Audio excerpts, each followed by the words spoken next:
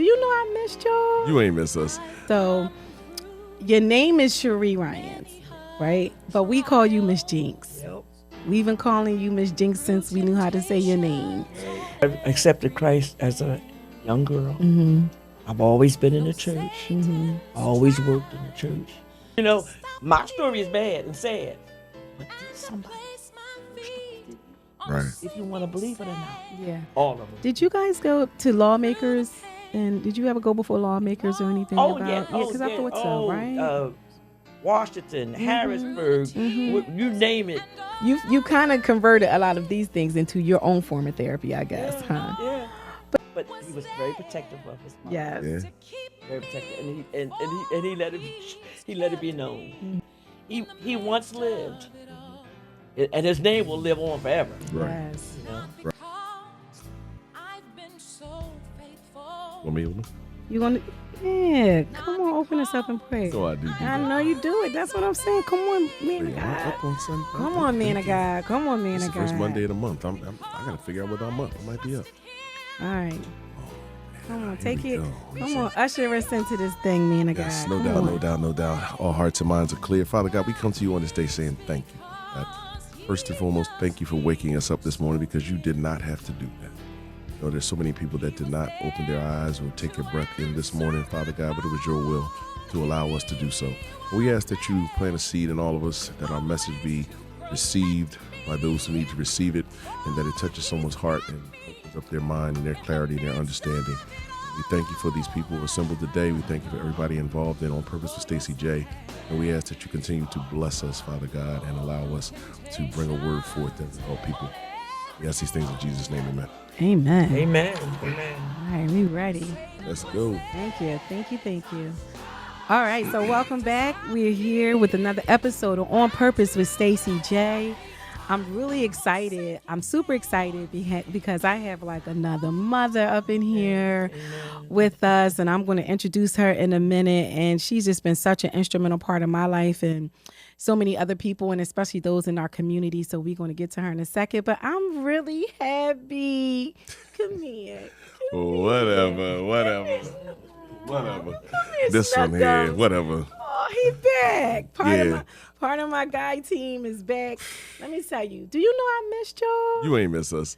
Because No. the thing is, we didn't even get calls in that little interim gap. We had to call her and text her. She wasn't thinking about us. I Wasn't thinking about us. was. So when I got here and I had to carry my bags up the steps, I was like, oh, this is ridiculous. Where are the men on my team? So listen, the last time she was here, she was like, I really hate that y'all not here. Like, why? Because I need somebody to carry my stuff from the car.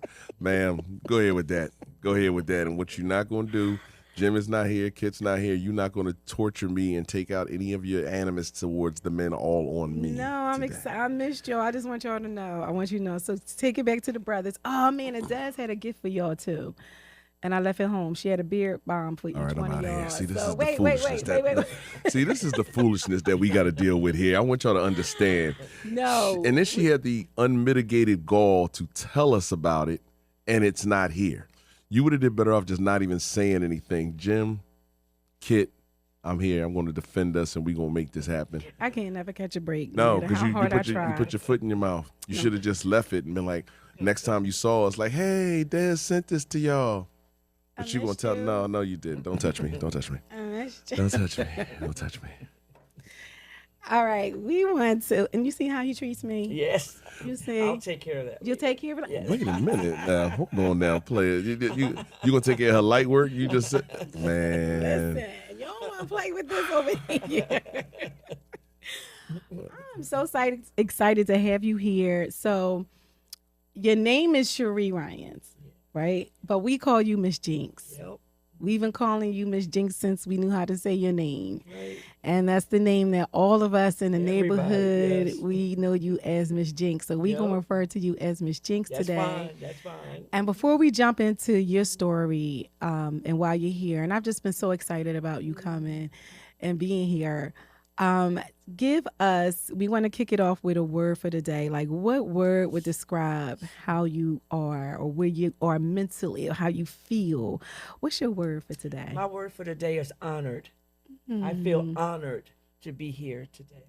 I don't take it lightly at all. The Jacksons mean so much to me.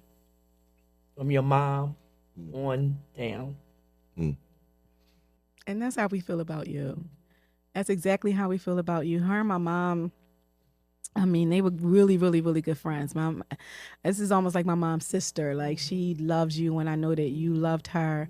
And in her last days, when mommy was home on hospice, Miss Jinx came around, Yes. and there wasn't many people that, my mom wanted some privacy. Right, right. And so, but she wanted her girl there. Yes. Yes. And we was there, and what was we doing? We was singing and Singing praising and God. praying and praying Amen. and singing. Amen. Yes. We had a good time. We had a really good time, and I'm so happy you was able to be there and sharing Yes. that with us. Yes. I was honored to be there because I felt very much a part of the family, more so then, because that time is sacred, it's sad, Yeah, and for me to be there yeah, was an honor. I felt a part of the Jackson family. yeah. Well, you are, you are, and she will get with us. Like, if she sees something going on somewhere, she be in my inbox.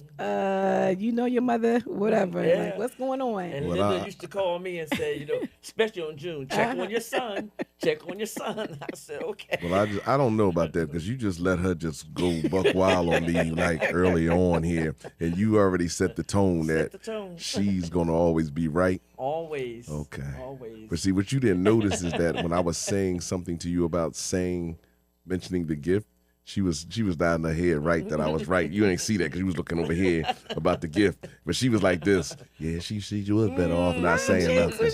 No, well, when I said you was better off not saying anything, she was like, So I got a little, at least one. She was trying to make you feel good about No, yourself. no. She was trying to make you feel good I about know. yourself. So we want to jump right into, you have been such an advocate for our youth and in our community, period. And because you love so hard, you love us. You love our neighborhood. You love the kids. You love the adults.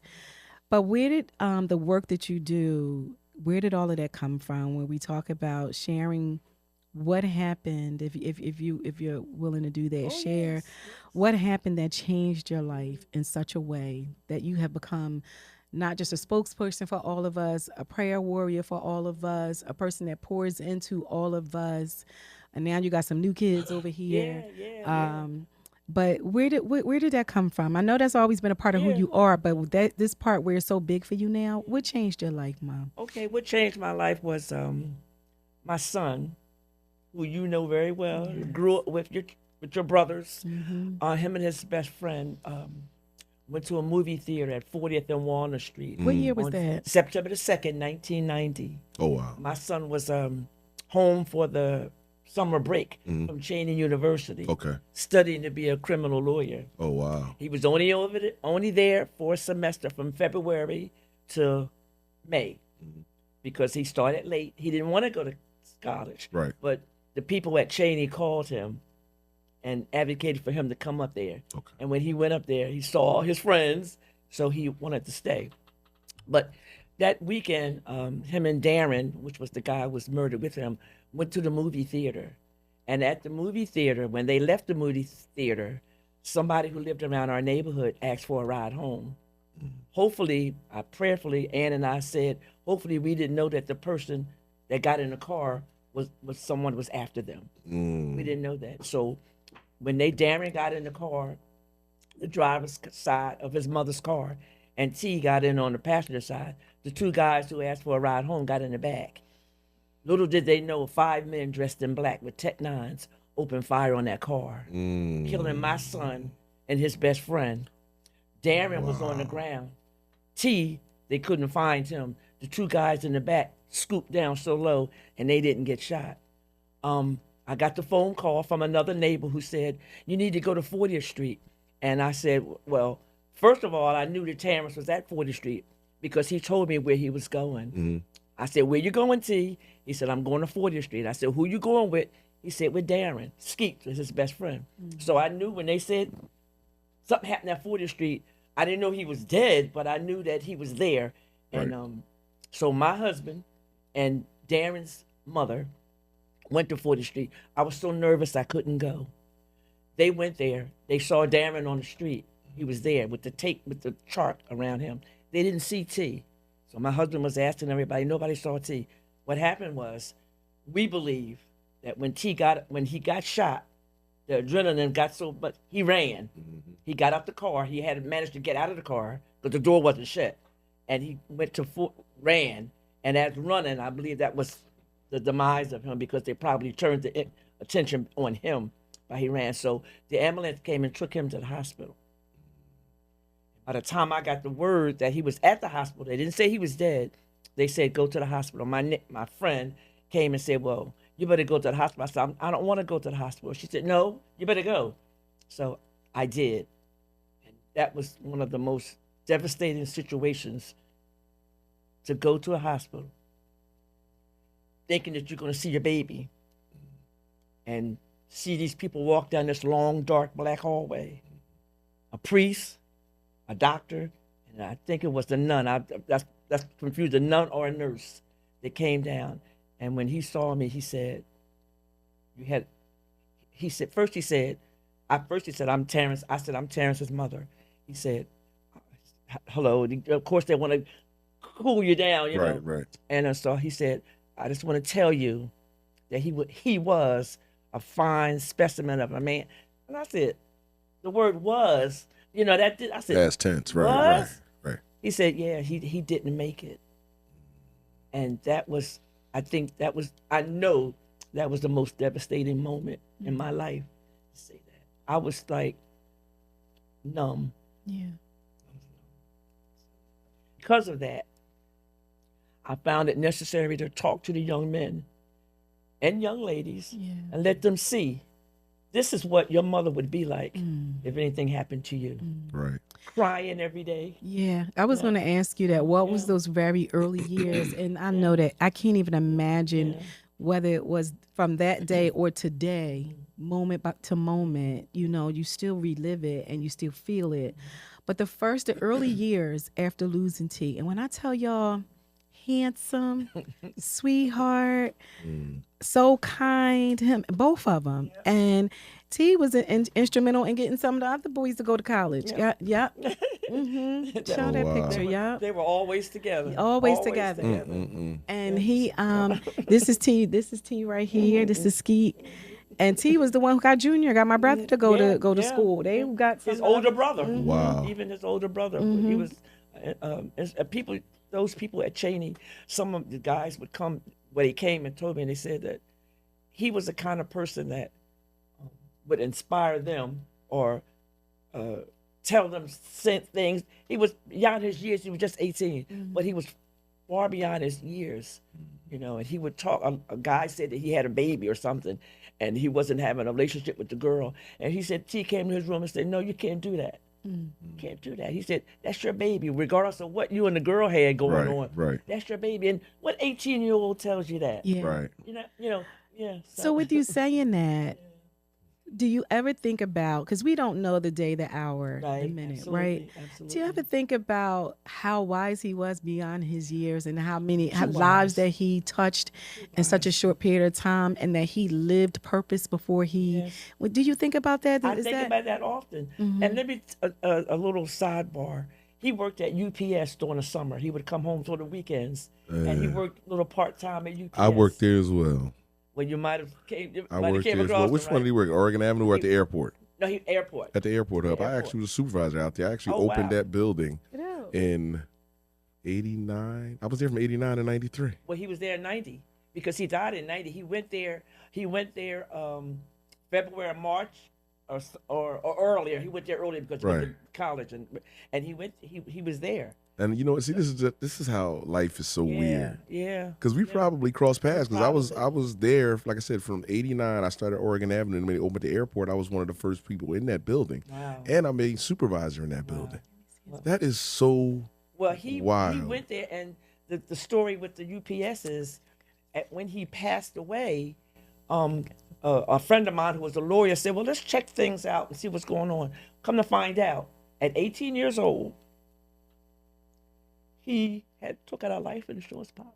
Get out of here. Well, on the job. Well, we was on the job. On Right. UPS. At UPS. And he came to me one day and said, Mom, what's your social security number? I said, T, I don't give my social security number out to Yeah, nobody. a black mother And that's protect your that social baby, security too. number. Hey, look, that social security number is He said, Mom, just give me the social security number. And it was for the policy. You didn't know what he was going to do? He never said nothing. And when I went to when UPS came to my house and talked to me, and everything is talked about him, and because he was murdered, he got double indemnity for the policy.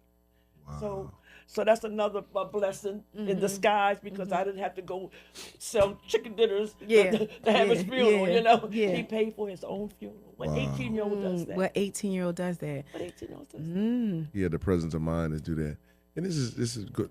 And taking it from a spiritual thing, we get selfish when we have our people, when people pass, no matter when they pass, because we want to keep them forever. Yeah. But like you said, God has stuff scripted that we don't even know about. So That's right. he was loaned to you Yep. into this world for a particular time, and his assignment was done. And you probably are now still seeing what he's done in people's lives he's touched, and things that he did that you probably never even knew about. So, God is so amazing with that. So he lives on in a whole lot of other people, and that's the thing that when we lose somebody, we kind of take solace in that part of it. It's hard in the beginning to deal with it but when you start to see the fruits of what he did, That's right. that's wow. And now it's really freaking me out, because I'm like, he and I were probably in the same path, because like I said, that's wow. Yeah. Because I remember when the airport hub opened up, everybody in West and Southwest was working out there. Yeah, because I just thought of a couple of other guys. Didn't Jesse and some of the other guys in the neighborhood, they all were working out at UPS. Because they were paying like $8 an hour back in the 90s when minimum wage was like still $3.35. I used to call it underpaid slavery, because they had us out there working. And he came home one night and he said, Mom, he was unloading the truck. The bag busted, and it was some jewelry or something. He said, Mom, there was so much stuff in there. I said, T, that might have been a test. They might have been testing you to see if you were going to touch it. He didn't touch it, thank God. But he was telling me the experience that he had. I said, yeah, that might have been a test, see. Yeah, we had some stuff happen out there. And it's sure. Another story about that, not to get you sidetracked. We had somebody mailed, this is how crazy people were trying to be cheap. They mailed a $15,000 diamond. Didn't put it in a box, didn't put it in anything. They put it in a next day air envelope, a loose diamond. And the belt wore the envelope down, and the diamond came out. And I was a supervisor at the time, and we found the envelope with the receipt and X amount of carats, diamond with value, da-da-da. We shut the belts down. We searched for it. The diamond was sitting in the corner of a tote box. Like literally, we get the tote box of the small mail. They stacked them. It was sitting in the corner of a tote box. Wow. And somebody could have took that joint. Right, I like, luckily you had good people around here. Like your son was a good person. We had good people. God, and that diamond, we repackaged it and got it where it had to go. Yeah. So that UPS stuff. Whew. Anyway, go ahead. Let you go ahead. I think you got something for her. Yeah. I want to talk a little bit about grief, especially in the early years. Yeah, definitely. I think that first one. Wait, hold on. Did I pass it? You don't do this to kid. You don't do that. Oh, okay. Yeah, I'm sorry. So this is a really great question. What do people what do people not see about grief? Well, they don't see that grief is ongoing. Right. Grief never stops. I'm a Christian. I believe in Jesus Christ. I believe all the things they talk about. But grief is something that you are not going to get over. And people who are Christians kind of like need to know that, because the things that they say, which is in my book, the things that they say, are they're probably the right thing to say, but the wrong time. Right. Yeah. Right. You know, Yeah. it's all right to say certain things, but it's the wrong time because when I'm grieving my son, my baby boy, Yeah. who I carried for 9 months, don't tell me things that he's in a better place. Right. Right. Don't tell me that Right. because he is in a better place. However, I don't need to hear that right that's now. right. That's right. Right now, What do you need to hear? I need to hear I support you. Call me anytime. You need to talk. You need to cry. Yeah. Right. You need me to come over and just look at you. Right. That's all I needed. Yeah. You know, I didn't need anything else. Right. I just needed your presence to hear your voice. I had a friend. I have a friend who I would call her and she would talk. We would talk, and because I couldn't sleep. At first, I couldn't sleep. I couldn't go to sleep, and I would call her and we would talk, and I would talk mostly. She would just listen. Right. She didn't give me no advice because she never lost a child. Yeah. You've never lost a child. Yeah. I don't care if you I lost my mother, That's my right. father, Yeah. my sister. Different. That's right. You're right. It and all different. that. But it's not different when you carry that Right. for 9 months and you lose that. It's a part of you. It's a part of me. Right. That's right, you know. And so Yeah. that's it. So and Jim Lee talked about that. He said when people lose someone, you got to be mindful of what you say to people Yeah. because oftentimes people say, and it's just a response. If you need anything, call me. So that anything can be expansive. Yeah. Anything is a wide berth. Yes, it is. So the thing about this is what I've learned to ask people, because another thing that we typically, it just comes out, hey, you good? Yeah.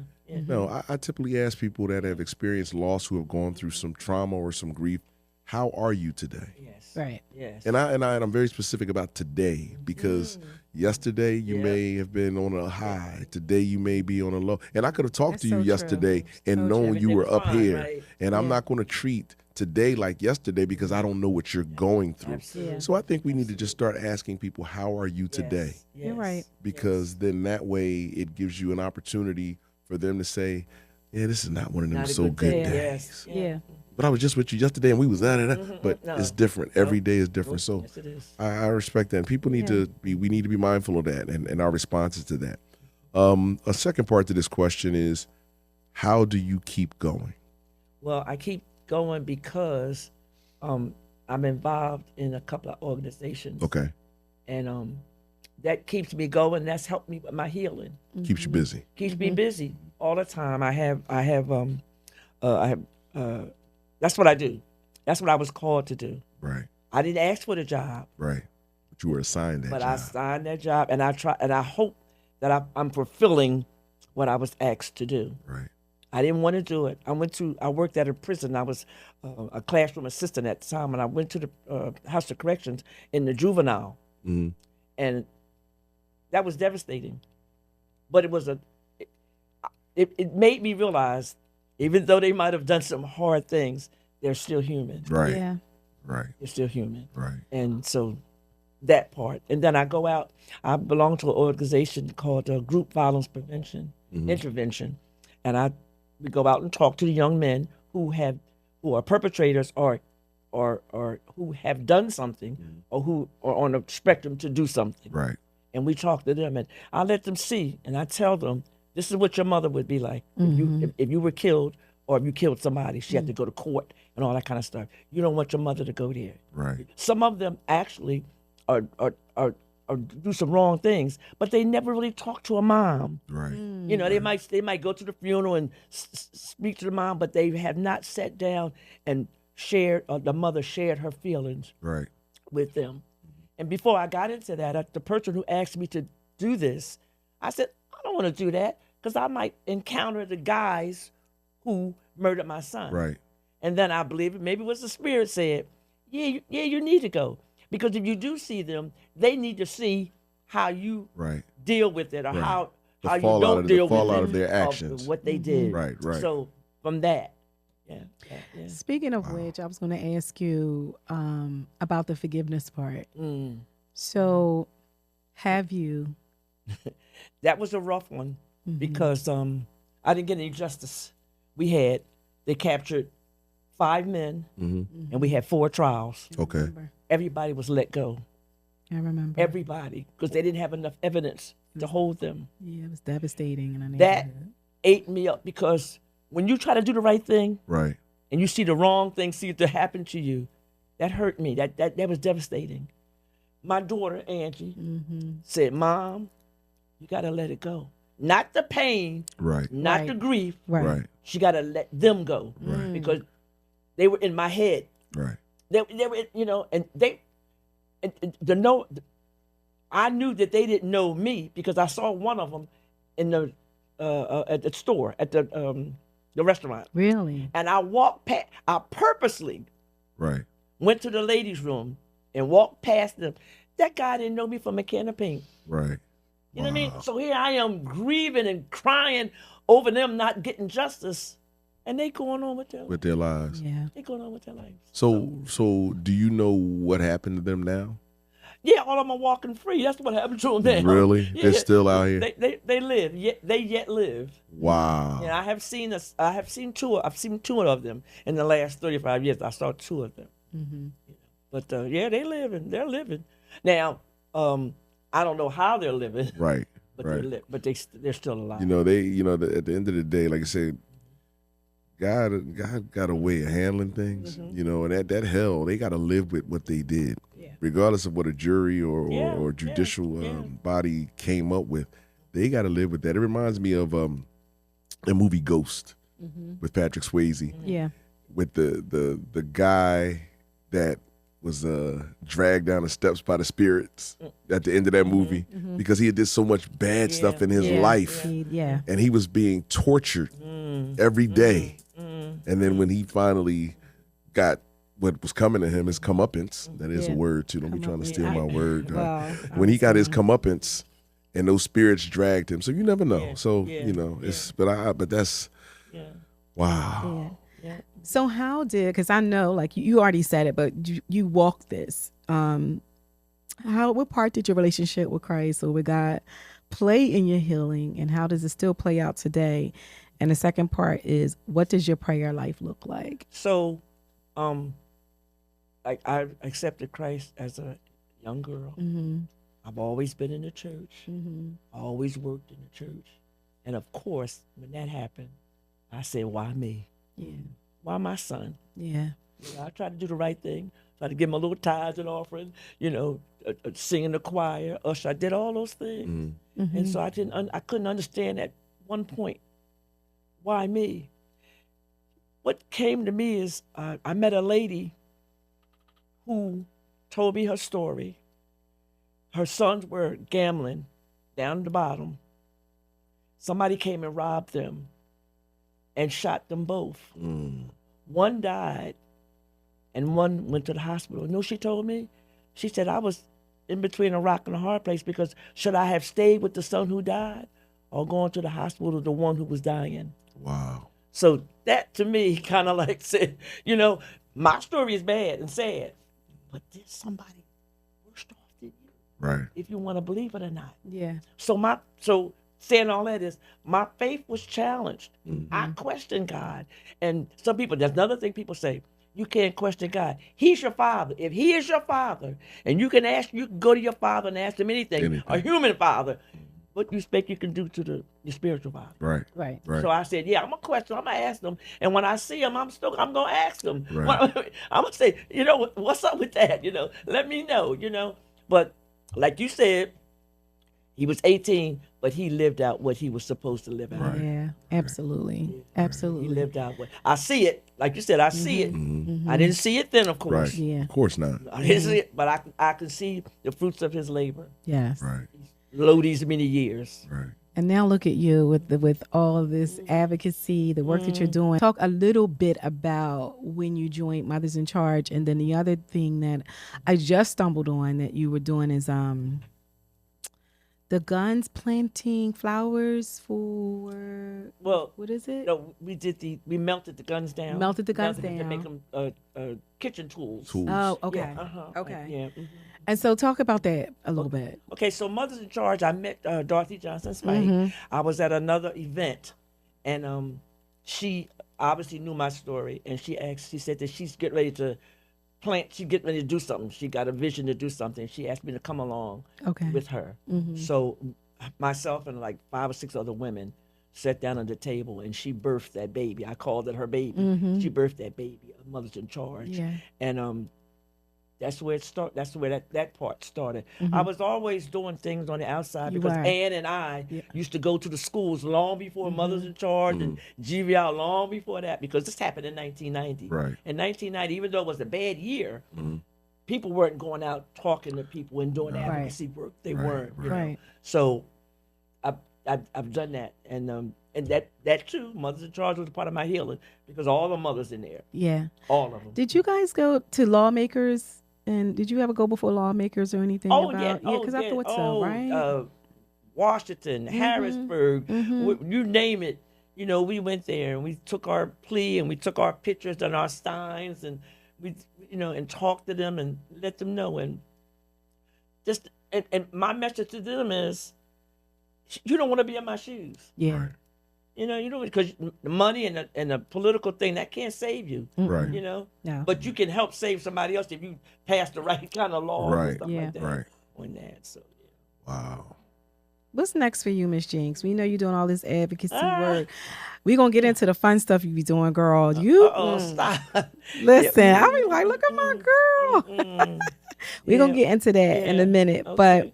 But what's next for you when you talk about advocacy? And no, you don't want to shift from there just for a quick second. We can come back to that. Purpose. Let's talk about purpose. We on purpose here today. What do you think?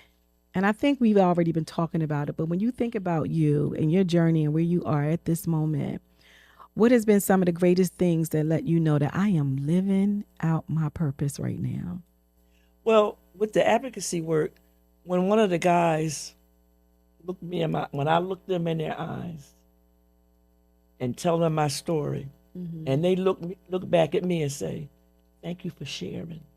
Yes. That's a paycheck. Yes. You know what I mean? Really. Yes. Right. Yes. When they say that, because I want them to feel it. Sometimes I cry, sometimes I don't cry. Sometimes I can tell the story and go through it, and sometimes I can't. Do you ever bring them to tears? Do you ever see any of them? Oh yeah, they don't want to do it, but they can't help They it. can't help it. They can't help it because I tell them, I said, "Look at me, I could be your mother." And that resonates with black men. Yeah. Like don't nobody want to Yeah. listen. A black mother, and not to cast any aspersions on any Right, other ethnicity or race. All I know about is black mothers. That's right. That's right. We grew up. I'd rather go to jail and have to deal with my black mother and hurting our mothers, even the hardest Yes. criminals. And I'm 32 and a half years retired. I can say that. Law Retired from enforcement. where? Yeah, tell Law her where you enforcement. tell her, yeah. So I've seen the hardest dudes Yeah. when they had to face their mothers, like Really? lose all the color in their face, like, oh man. Yeah. And that's the same thing. Like I talk to kids too, and I'm throughout my career, that's what I've done. I started doing some violence prevention stuff in 08. And we would go out and talk to these kids. And that's what you don't want to see the other side of this. Yeah.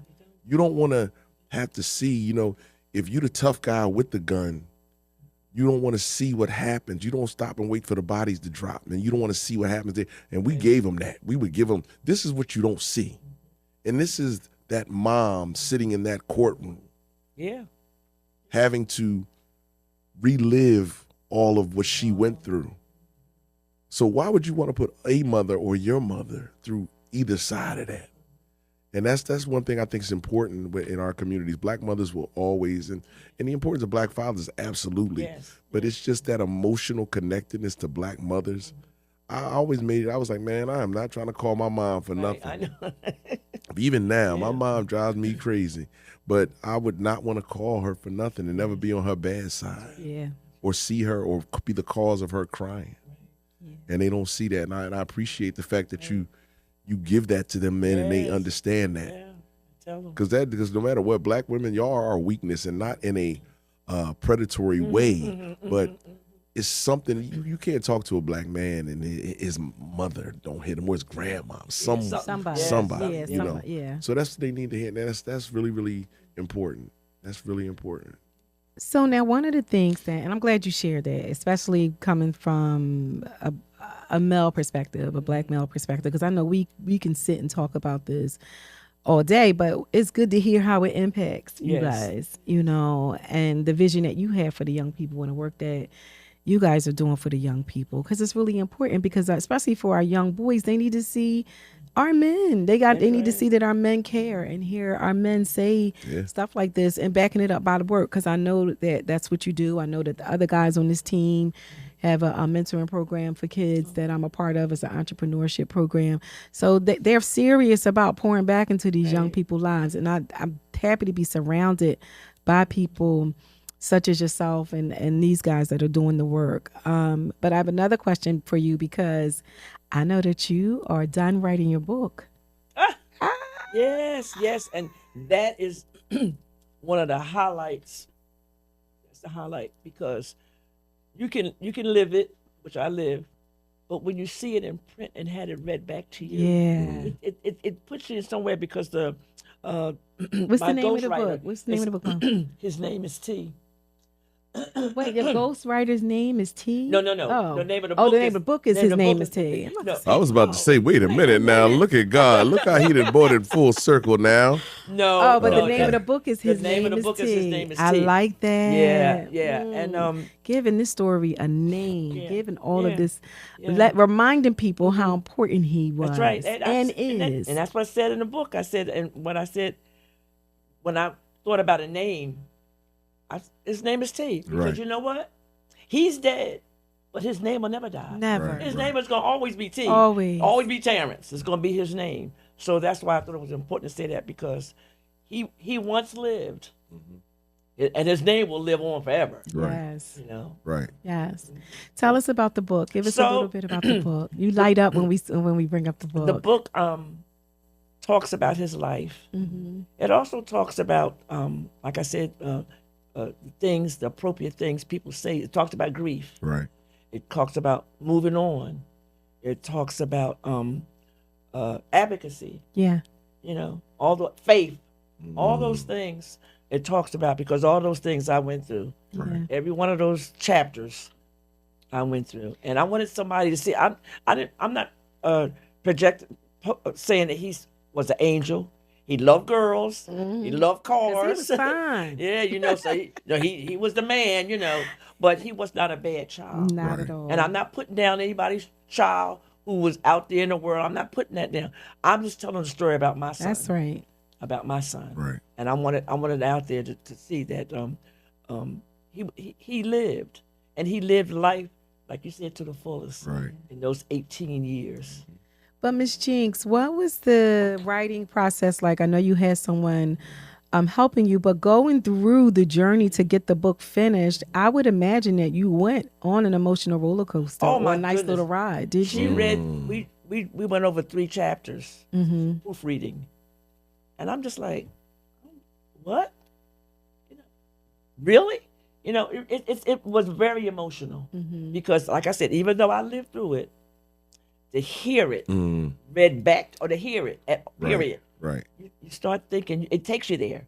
So it was like standing on the outside watching your life Watching that exactly that you didn't even realize that you were. Exactly, So did exactly. you? So how did you do it? Did you like dictate some things and then they went in after and then they? Yeah. So- well, yeah, we talked every Monday. That was Okay. our day. Okay. She recorded everything I said. Okay. She asked me questions just like y'all asked me questions. She asked me the questions and let me talk. Right. Once she asked me the questions, she didn't add anything to it or say, "Oh, we're gonna put that." No, She just let you go. I just did all the talking.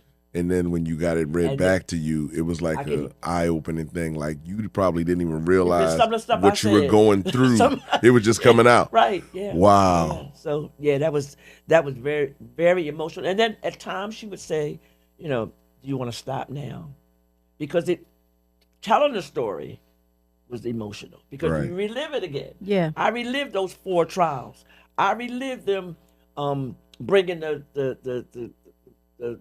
people that were charged with the murders coming in there looking like they came out of Sunday school when they know they was dressing like thugs. Right, But they had them dressed up, had All their hair cleaned and cut, polished and stuff. nice shoes, unbelievable.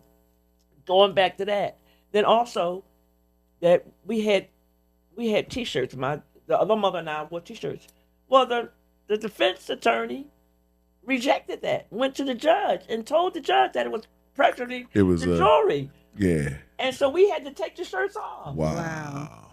But yet they can let these thugs come in there looking like Right. whatever, and so I had a lot of bad emotions concerning the system. Right. You know, I know they got to go by the law, and that's I'm dealing with that. I'm still dealing with that because I don't think the law is not for the dead. Right. The law is for the living. They don't care. My son is dead. They don't care nothing about him. Yeah. They was trying to defend this guy. Yeah. You know, these guys, Right. these 5 guys. So that still weighs heavy on me. Yeah. Right. Because I mean, as being a victim, Yeah. you know, all the way and around. you feel like you're all the way around. you're stripping me of my power.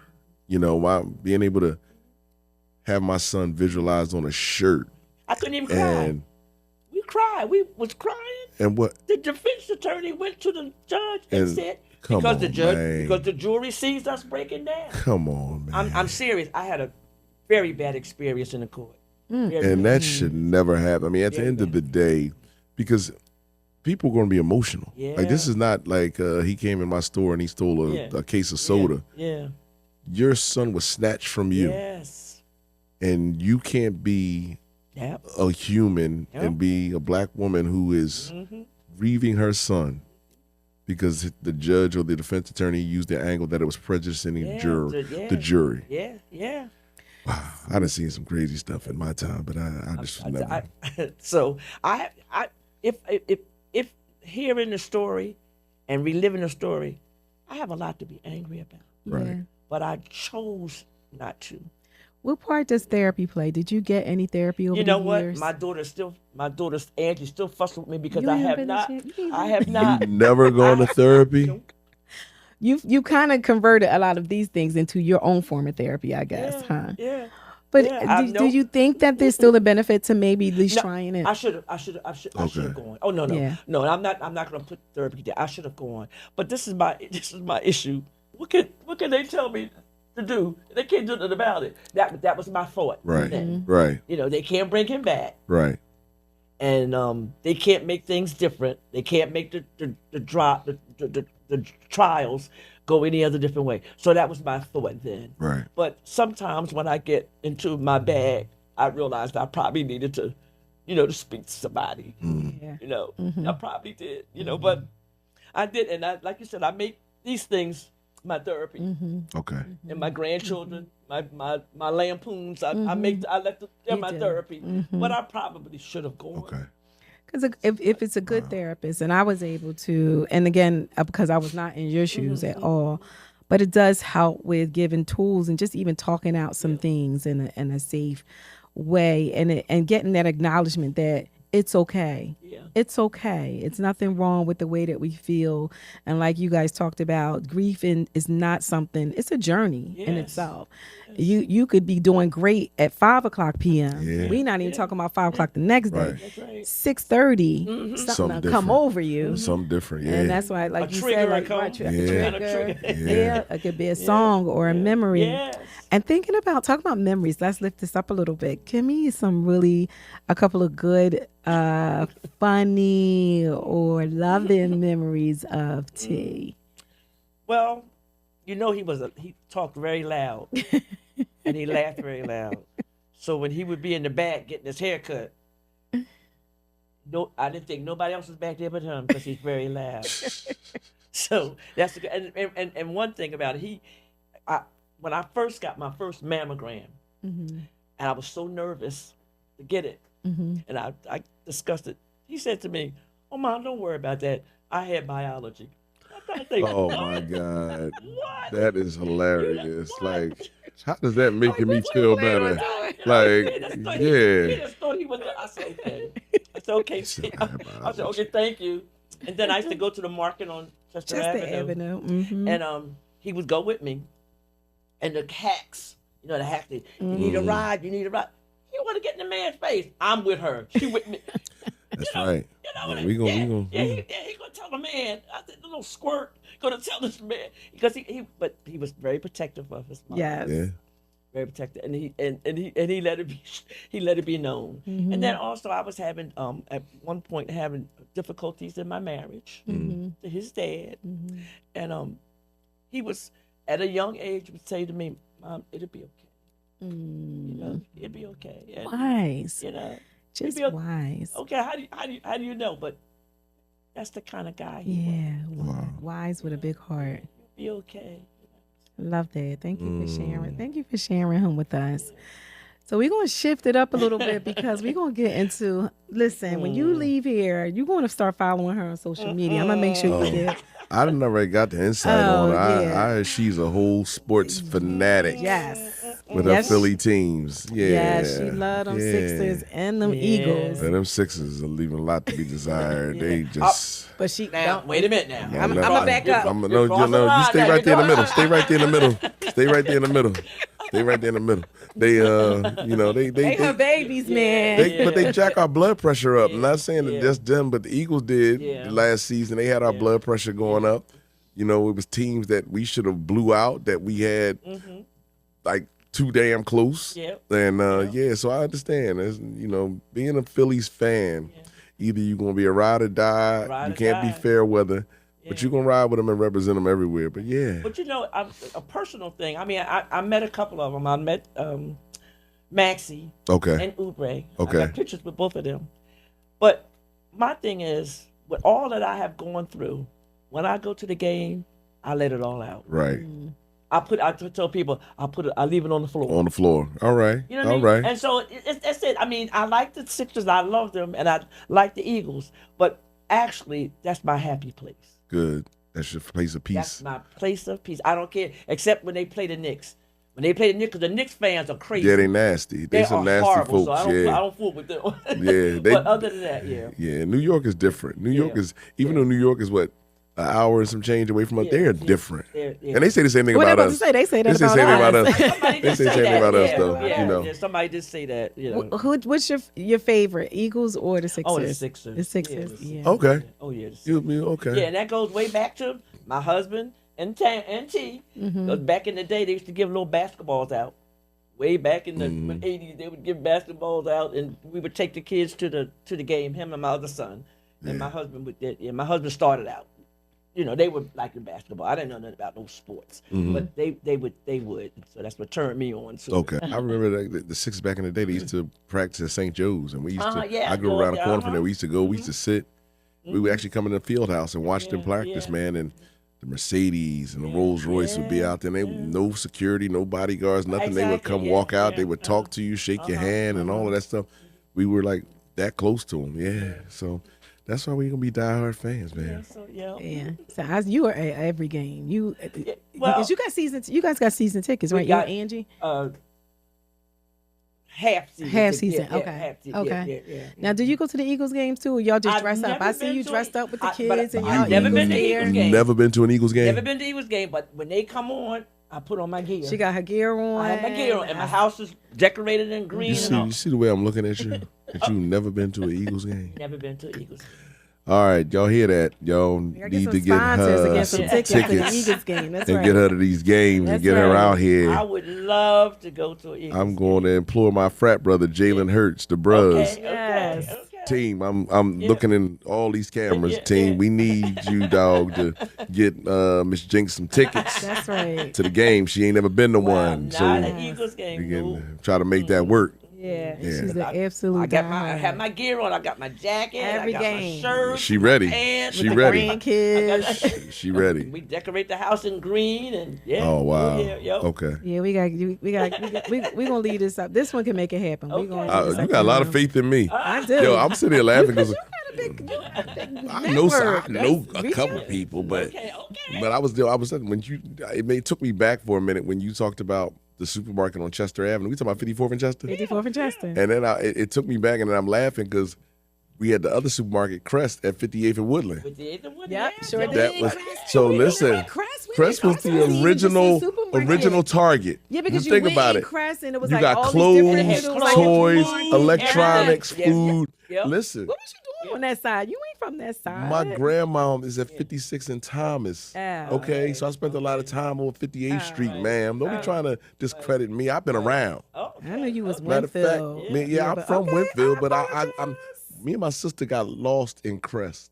Tell you what happened. I love So, Crest. when It's you- so Everybody, exciting. yes. That That was was the the- outing. Yes. That was the It's outing. for a Right. kid. That For was a the kid. original That was Target. outing. They did Yes. that way before Target was even doing anything. Way before. When you came in, you had the clothes, you had the toys, Yep. and right before you Everything. hit the supermarket, you had the electronics section. Yeah. But right there on the side, it was a photo booth. The joint you put the joint in, you sit in and take pictures. Take the pictures. Man, my sister, she gonna kill me for this because she was the punk of the family. She cried the drop of a dime. She crying, talking about we lost. Now I'm the baby and I'm sitting there looking at her like you the older sister. You supposed to be gangster. Now you crying, now I'm crying, and we talking about we lost. My mom was like, "How y'all lost when I'm right in here?" And Because looked Crest was a big place. It for us was- as it was a kid. very big It was place. the biggest place we ever seen, But, other than but wait, Woolworths. wait. Right. What Yeah, about yeah. Jerry's Corner? Oh, What about Jerry's Corner? Jerry's But what about the drive-in right behind Crest? Movie theater. The My dad drive-in used to movie. take us to Yeah. the I to saw the Jaws drive-in. there, and that yeah, thing my dad scared used me. to I take saw us. Amityville Horror and the first original Tales of the Crypt movie at that drive-through. Wow. And I was scared as I don't know what I know. when we got back home because my parents' bedroom was painted like a mauve, like a red. So if you had the light on and you looked from the outside up in that window, the room looked red. And remember on Amityville Horror, them two red. windows was It red. was red. So we Yeah. came back from that movie, hit the drive-through, and I cut the upstairs hallway light on from downstairs, and I go upstairs, and I never forget my god sister Terry. I still remember this Terry because I was traumatized. She cut the light off, and I was in the middle of the hallway, and it was completely dark. I remember falling to the floor, screaming like somebody had stole my wallet. Thank you, Terry. No, whatever. What camera am I talking Yeah, to? Thank you, yeah. Terry. Trauma real, man. I remember that. That's how I felt when we went to see The Devil and Mrs. Jones, and the devil was something like when she would go down to she went down to the basement. All I can remember is that scene, and it was the hardest thing to get me to go down into the basement because our washer and dryer was down there, and it was so hard for my parents to get me to go down there. I would get in trouble because I didn't want to go to the basement after that. I know that's right. And we went to see Dress to Kill. I remember, and then we gotta go. I know. We went to see Dress to Kill. My dad took us through the drive-in to see Dress to Kill. I don't think he knew, and it was like one scene. That's a scene that was a provocative scene then. That is nothing Nothing compared compared to to now. today. But Nothing. he pulled that radio thing out, I know, the right? packed and rolled them windows up, and brought us right on home. I couldn't wait till later on in life I was able to watch that whole movie. I wanted to see what we missed. My dad was not playing. No, He was not playing. Howard it. ain't playing. Pop with that, wasn't right? having that. Yeah. I wasn't He having was that. like, nope, nope, and nope. We had a lot of good stuff in the neighborhood. Yeah. The sneaker store on Chester Avenue, Dahu, and I worked there. Yep. The bank. The bank, the fish market. My mom used to send me up there to Yeah, the that was fish on- market on 50 that between 50 55th. Down further. Yeah. Oh, was it 54? It was one on 55th. Yeah, we had a lot of And they good had, stuff. and you know they had the Woolworths up there too. They back had the then. Woolworths up there, right there Long- on 50, between 55th and 100 years 56. ago. Yes, we had a good. Yeah, I know about I it. was gonna Go say ahead. this before we close out. When your brother passed, June came to my house, and he said, "You need to go to my mom." I said, "She doesn't need to see me at a time like this." Why would you think that? I don't know. I did. I thought that, but when I went there, she hugged me and said, "Oh, you're here." Mm-hmm. You know what that did to me. And that's a testament to when someone loses a child, go to them. Yeah, Don't say nothing. yeah. Go to them because we had a connection Yeah, that did. nobody else didn't have. They did. They really did. Nobody else didn't They, have. I know, cause she told me all the time. Nobody She else talked did. about you all the time. They didn't have that connection. Yeah. So we shared that. Yep. Yep. You was her sister. Yep. And I know she was so happy to see you because you know what? And I know we gotta go, but she wouldn't talk about it. You couldn't get mommy to talk about Tony and the way Tony was taken away from us. And then it started frustrating me because I'm like, Mommy, you got to be going through it. Like, it's no way. And we say, oh, the Lord, Lord. You know her, oh, the Lord got me. The Lord got me. But she had you. She had people like you. She had you that y'all wouldn't have to say nothing to each other. The presence. The presence. The presence. Because as a mother, y'all always trying to protect us. I realized later, she don't want to grieve with me because she wants to protect me from the grief. But sometimes I wanted to feel that with her, to let her know I'm with you. But that was different. Like you said, it was her child. I'm grieving in a different way because that was my best friend. That was my brother. But that was, like you said, he was a part of her. That's right. And T was a part of you, and still is, and will always be. Forever be. How's Skeet's mom? Well, she passed away. I didn't know. Yeah, she passed. Her husband passed first, and then she passed. She had kidney. She really kind of like suffered, but and then she suffered differently. It happened at 40th and Walnut. She could never go to 40th and Walnut. Yeah, she could never drive down there. Yeah, and I'm sorry, I never knew that. I guess I was so connected to you. Yes. I never really, had an opportunity to build a relationship with her, so I didn't know that. And Ann was so sorry. We were a different pair. Yeah, Ann was a little quieter. She did some advocacy work, but that wasn't her baby. She did what she did, what she was called to do. Right. Yeah. Right. When is the book coming out? Well, I just talked to her today. She said she's doing the final proofreading, so I'm gonna give it 2 weeks. Okay. I'm gonna give it 2 weeks, and but I'm anxiously waiting for it to come out. Yeah, awesome. We're gonna have you back when the book comes out. I appreciate that. We're gonna promote that thing. We want you to read a little bit of it with us. I'm gonna do a book signing at the church. Awesome. Yeah, but let us know. Let us know. Well, I know you'll let me know, and I'll see it on social media. Yeah, I certainly will. Awesome. You got anything you want to say to mamas? Nah, she opened up opened my eyes on a lot of things, and it's just blowing my mind. Philly is so big, but so small, what I mean? And it's we appreciate you. We definitely appreciate you. And I appreciate coming here because, like I said, the Jackson family, just like my family. We are. I see my father in the market on Sunday morning. We running this, getting his food for Linda. Yeah. Should put this one up for adoption. But she would have adopted me if you had to, right? Of course. And put you right back in a basket, in a basket on somebody else's steps. Jealous. Jesus. Thank you, Miss Jinx. We love you so much, and we Thank can't you. wait to have you come back with And I us. appreciate you having me. I'm honored. All right, this is another episode on Purpose with Stacey J, a Chronic Dopeness production. Bye, guys. Bye. See y'all later.